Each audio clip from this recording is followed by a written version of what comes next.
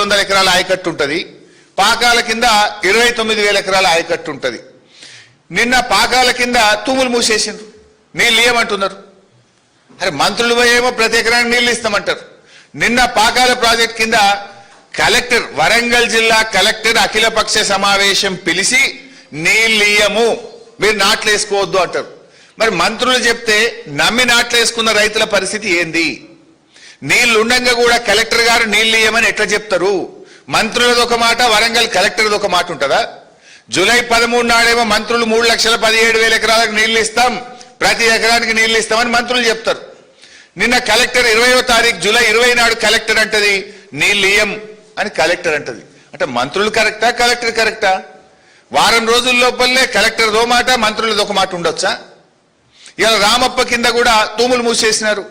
నాట్లేసుకున్న రైతుల పరిస్థితి ఏం కావాలి? ఎందుకు తూములు మూసేసినారు? నీళ్లున్నాయి, బ్రహ్మాండంగా గోదావరి నదిలో నీళ్లు ప్రవహిస్తున్నాయి. నీళ్లు ఎత్తడానికి కేసీఆర్ గారు 3 ఫేజులు పూర్తి చేసిండ్రు, సమ్మక్క బ్యారేజ్ కట్టిండ్రు. నీళ్లు ఎత్తకుండా ఎందుకు కలెక్టర్ గారు నిన్న తూములు మూసిండ్రు, నీళ్లు ఇయ్యమని కలెక్టర్ గారు ఎందుకు చెప్పిండ్రు? కలెక్టర్ చెప్పింది తప్ప, జూలై 13 నాడు మంత్రులు చెప్పింది తప్ప? క్షమాపణ చెప్పండి. మరి మీ చేతగాంతనం వల్ల, మేము సకాలంలో మోటార్లు మరమ్మతు చేయకపోవడం వల్ల 10 మోటార్లు నడపలేకపోతున్నాం, తప్పైందని క్షమాపణ కోరండి రైతాంగాన్ని. రైతులకు ఇన్పుట్ సబ్సిడీ, మరి ఆ క్రాప్ హాలిడే ప్రకటించి డబ్బులు ఇవ్వండి రైతులకు. ఏం పిచ్చి తుగ్లక్ చర్యలేంది ఇది? తుగ్లక్ ప్రభుత్వం లాగా ఉన్నది. మంత్రులు పోయి ఇస్తామంటారు, కలెక్టర్ ఇయ్యమంటారు. What is this? It's a joke. చిన్నపిల్లలు ఆటలాగా చేస్తా ఉన్నారు మీరు ఈరోజు రాష్ట్రాన్ని. ఇది రాష్ట్రం నడిపే పద్ధతేనా మేము అడుగుతా ఉన్నాం. ఇది చాలా దుర్మార్గమైనటువంటి పరిస్థితి. నిజానికి రైతులు ఎంత కష్టపడతారండి మనకు తెలియదా? ఒక ప్రభుత్వానికి ఈ రకంగా వ్యవహరించేది. రైతులు ఎప్పుడైనా బోర్ ఎండిపోతే, తప్పిపోయి ఒక రైతు బోర్ ఎండిపోతే నీళ్ల కోసం రకరకాల మార్గాలు ఎత్తుక్కుంటాడు. ఇంకో బోర్ వేస్తాడు, బోర్ను లోతు కొడతాడు, లేదంటే పక్క రైతు దగ్గర బోర్ను లీజుకు తీసుకుంటాడు.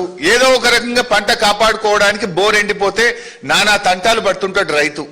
లేదా పక్కన ఓ కాలువలనో చెరువులనో నీళ్లుంటే కిలోమీటర్ దూరం పైపులేసి, రబ్బర్ పైపులేసి నీళ్లు తెచ్చుకొని పంటల్ని కాపాడుకునే ప్రయత్నం చేస్తాడు, తపన పడతాడు రైతు. ఒకవేళ కరెంటు పోతే, కరెంటు సరిగా రాకపోతే డీజిల్ ఇంజన్ పెట్టుకోనన్నా పంటను కాపాడుకునే ప్రయత్నం చేస్తాడు రైతు. మనం చూస్తున్నాం నిన్న మొన్న కూడా వర్షాలు పడకపోతే ట్యాంకర్ తీసుకుపోయి ట్యాంకర్ ద్వారా నార్లకు నీళ్లు పోసి నారును కాపాడుకునే ప్రయత్నం మనం చూస్తున్నాం.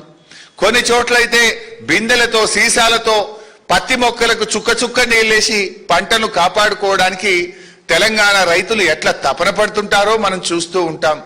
అంటే తెలంగాణ రైతు నీళ్ల కోసం తపన పడేటువంటి సోయి పోరాటం ఈ రేవంత్ రెడ్డికి లేదు.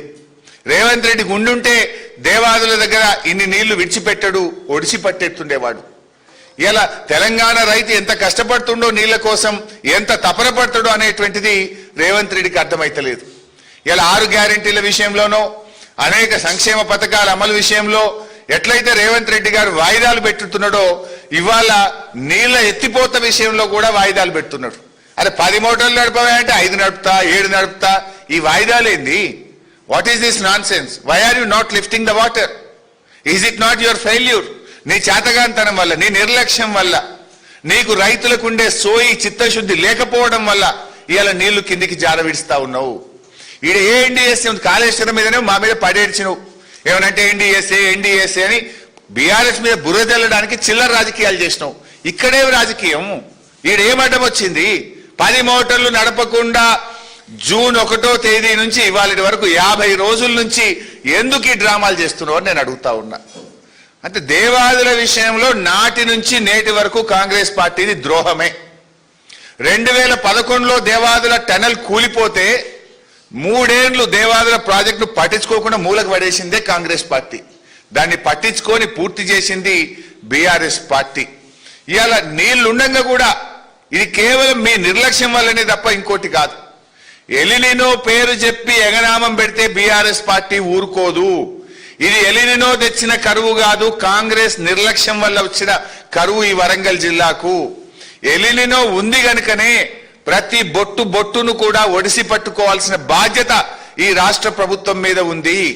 ఈ ముఖ్యమంత్రి రేవంత్ రెడ్డికి మాట్లాడితే తిట్ల మీద ఒట్ల మీద ఉన్న ధ్యాస నీటి బొట్లు ఎత్తే విషయంలో రేవంత్ రెడ్డికి లేదు.